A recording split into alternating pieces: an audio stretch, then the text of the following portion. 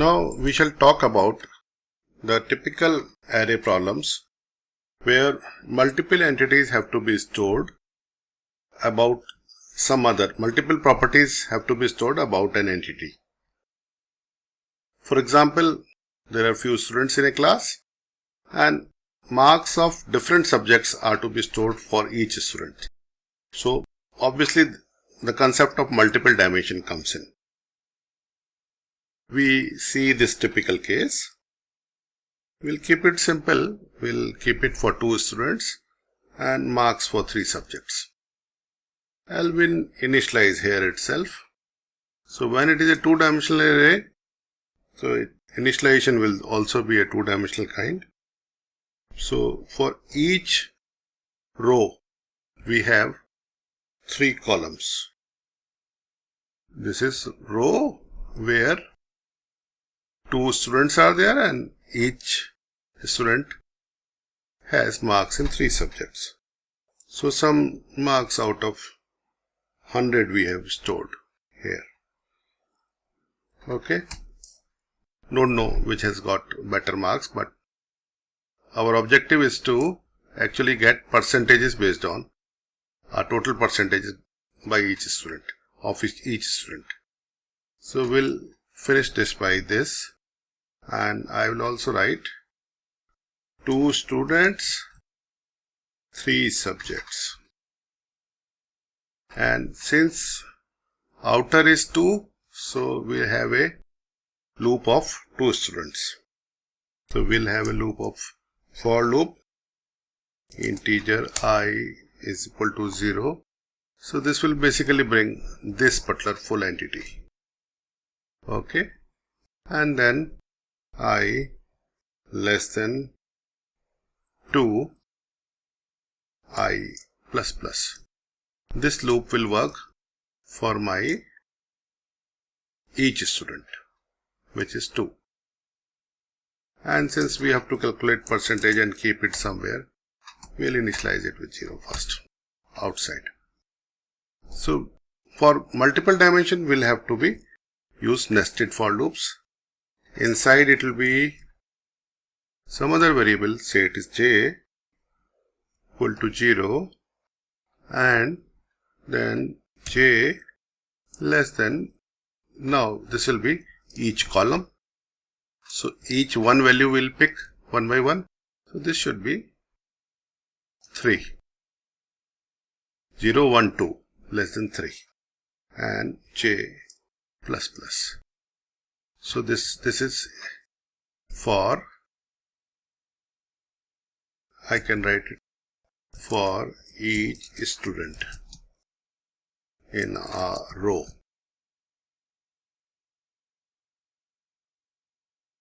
For each subject in a column. Okay. Then what we'll basically do is that we'll calculate percentage marks, but that percentage value we'll calculate later. Let us use this variable first for getting the values and adding it. Since we want to successively add, so we'll use plus equal to, and out of this array we'll simply use I and j because we have to pick each member.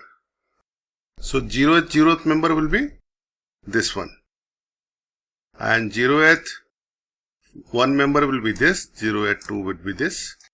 This will be 1, 0, 1, 1 and 1, 2. This way we start counting. And finally, we should also print percentage. Since we want to print percentage for each of the students, so we'll print in the outside for loop. So we'll say percentage marks of student, and since the counting begins from I is equal to 0, so we'll add plus 1 because we want to say not student 0 and student 1, we want to say student 1 and 2.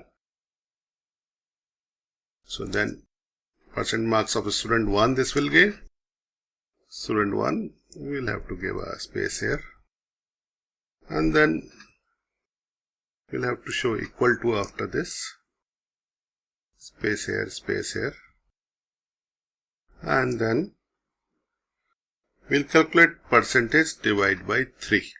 This is just a added value because we have not still divided it by number of subjects. So we are dividing by number of subject, and percentage may come actually in decimal.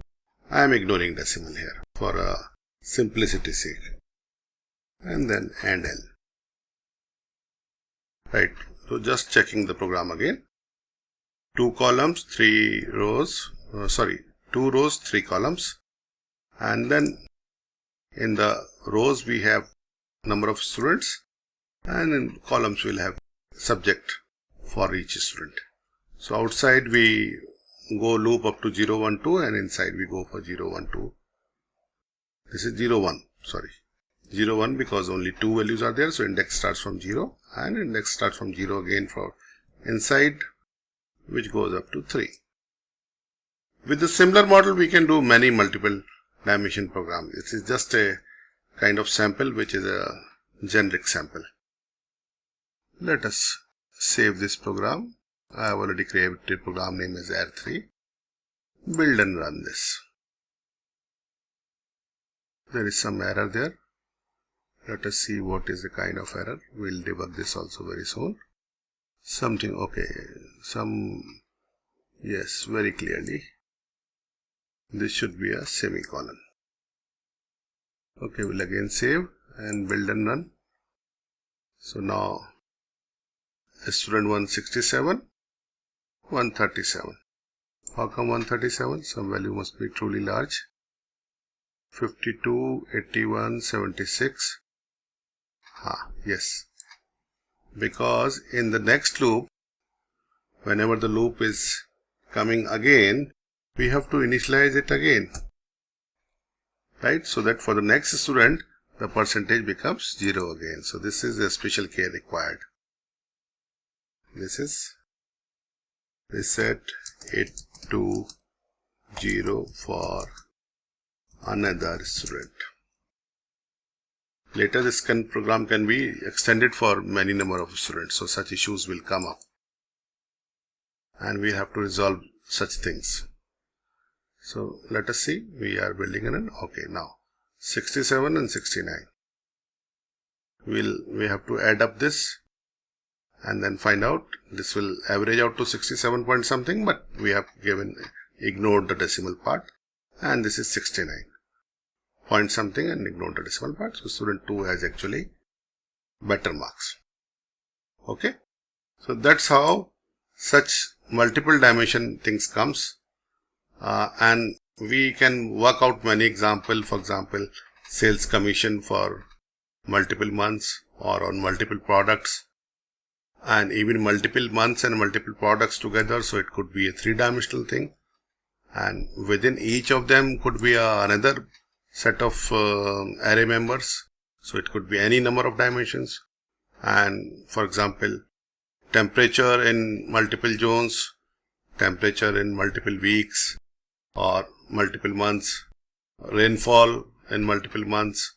So many number of examples, practical examples actually always need this kind of multiple dimension arrays.